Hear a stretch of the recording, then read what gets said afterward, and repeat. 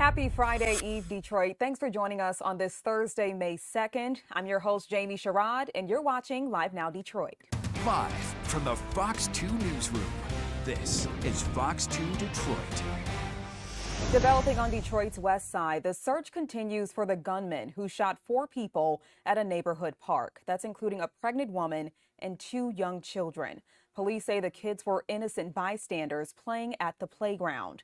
Right now, all of those victims are in the hospital. Fox 2's Robin Murdoch has the latest. It's frustrating. I mean, we have to keep our kids safe. I've said it many times. Detroit's chief of police sounding fed up as he gave this update outside Children's Hospital on Wednesday night regarding a quadruple shooting. Among the victims, a 3- and 6-year-old. The details disturbing. The fact that this even happened, heartbreaking. The 2 children that were shot had absolutely nothing to do with the confrontation.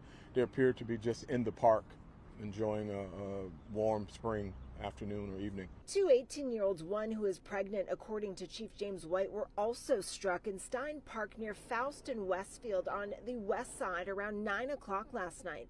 ShotSpotter technology detected the gunfire following some sort of an argument between 2 women that turned physical. One of the females got the best of the other one. She called a male companion over who had a firearm in his backpack. He produced that firearm, firing 4 shots, striking the 4 victims. This all took place just 2 hours before and less than 3 miles away from the Chiefs' first Walk a Mile Wednesday event of 2024, a fitness-focused event that brings police and community members together to spur conversations.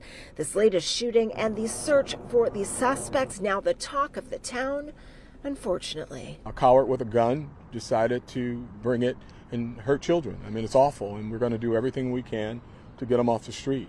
And this is a look at officers continuing to investigate this quadruple shooting at Stein Park. Now, concerning the victims, that 3- and 6-year-old, we are told that they both remain in stable condition at the hospital at this hour. The 2 18-year-olds who were also struck, they remain in serious condition at this time. No arrests at this point, but police are obviously hoping to change that. They do believe that there are 2 teenage suspects that are connected to this, a female as well as a male. And of course, when we get more details about that, we'll be sure to share it with you. Reporting from the city's west side, I'm Robin Murdoch for Fox 2 News.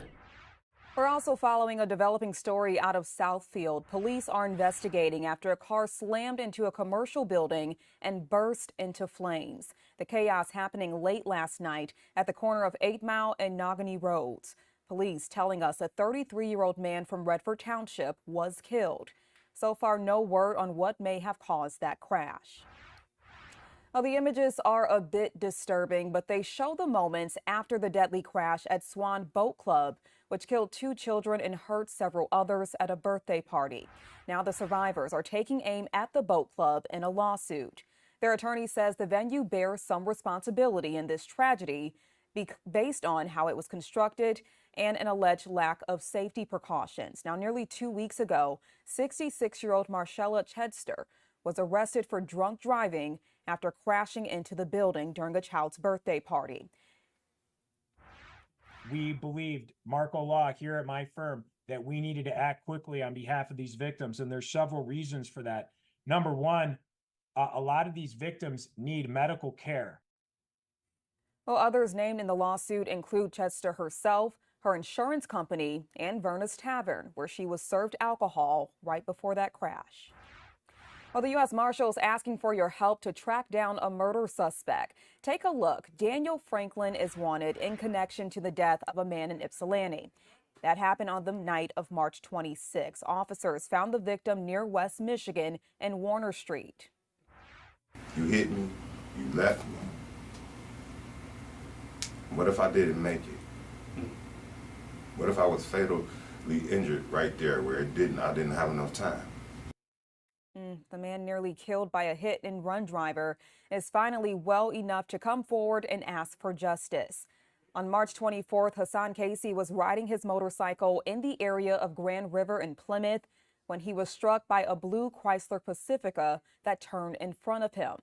Casey needed more than 30 stitches to his face. Anyone with information is asked to call the U.S. Marshals tip line or Crime Stoppers at 1-800-SPEAK-UP. There is a $1,000 reward if you do. A hearing is underway in Lenawee County to decide if a man accused of murdering his wife will stand trial.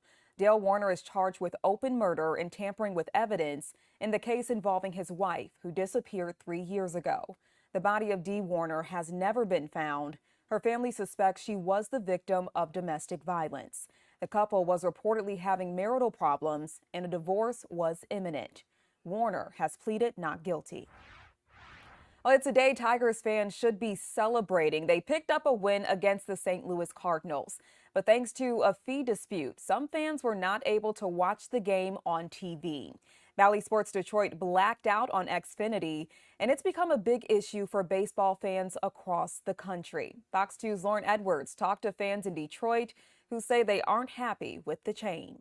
Initial thoughts on it were a little shocking. I didn't know it was coming, so. The TVs at Harry's Detroit Bar and Grill are always on the Tigers, but Wednesday afternoon, manager Hugh Leonard says they couldn't air the game because they couldn't find Bally Sports on TV. Fun year to watch them. The weather's been great. The team's looking great this year, so it is disappointing to say the least, but we'll kind of fingers crossed and see what it's going to be. At midnight Tuesday night into Wednesday, Comcast Xfinity dropped Bally Sports nationwide, which locally airs Tigers, Red Wings, and Pistons games. The parent company, Diamond Sports, has been in bankruptcy proceedings. Some fans say the move interrupted live broadcasts, and they weren't happy about it. There was no heads up. They stopped hockey last night, if I'm not mistaken, in the middle of the night, about it was 11 p.m., I think, Central. That's what I don't like about it. If I hadn't come to today's game, I would have missed my Tigers today. I would have. And it's not right. Rita Cazares of McShane says fans were upset at her bar as well. You know, it was kind of a blindside because it happened in the middle of the night. You come in today, and I'm like, to the owner, I said, hey, we no longer can watch a Tigers game. He's like, what? This is what fans saw when they entered the bar and looked up at the TV, a special message from Xfinity. Quote, we have offered Bally Sports multiple options to continue carrying their networks. They have declined each one, end quote. It's upsetting because we always put it on our main big screen. We have it on all the TVs. I mean, you couldn't even hear play-by-play. It was blacked out. It's like we're in Detroit and we can't watch Detroit. Diamond Sports released a statement to Fox 2 which reads in part, quote, we are a fans-first company and will continue to seek an agreement with Comcast to restore broadcast. And at this critical juncture for Diamond, we hope that Comcast will recognize the important and mutually beneficial role Diamond and RSNs play in the media ecosystem. Fans have their fingers crossed that they come to a solution soon. And I would really be upset if the Wings were still in the playoffs. I would have a problem. That was Fox 2's Lauren Edwards reporting. Now, it is important to note that the plan there, the fee dispute rather, only impacts those who have Comcast. Other carriers have the Tigers, so you can also watch the game on the Bally's app, so be sure to download that. Well, it was once a shopping destination in Sterling Heights. Now Lakeside Mall is destined for the wrecking ball. It will officially close on July 1st. Once the mall is demolished, the owners plan to build the Lakeside Town Center. It will include shops and restaurants, along with housing, a hotel, and green space. While today's announcement is bittersweet, it is something we anticipated. It's about 2,800 apartment units, 150,000 square feet of new retail. All of this is going to be demolished. About 60,000 square feet of office space, hotel, and you're going to see a street grid through Lakeside Circle. Groundbreaking for Lakeside Town Center is scheduled for late 2025. Former President Donald Trump's hush money trial was on hold for Wednesday, so the presumptive Republican candidate hit the campaign trail and headed to Michigan.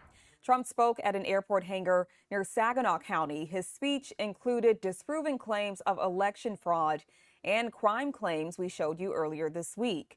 But it also included a lot of him cutting down President Joe Biden. Every single thing he touches turns to in Venezuela. Violent crime is down 67% because they took their criminals and their gang members and their drug dealers and they moved them into the United States of America, and their crime is now down 67%. That's the beauty. Trump's visit was part of a one-day swing through Michigan and Wisconsin. He is back in court today in New York for his hush money trial. Tonight on Fox 2, an exclusive interview with the former president.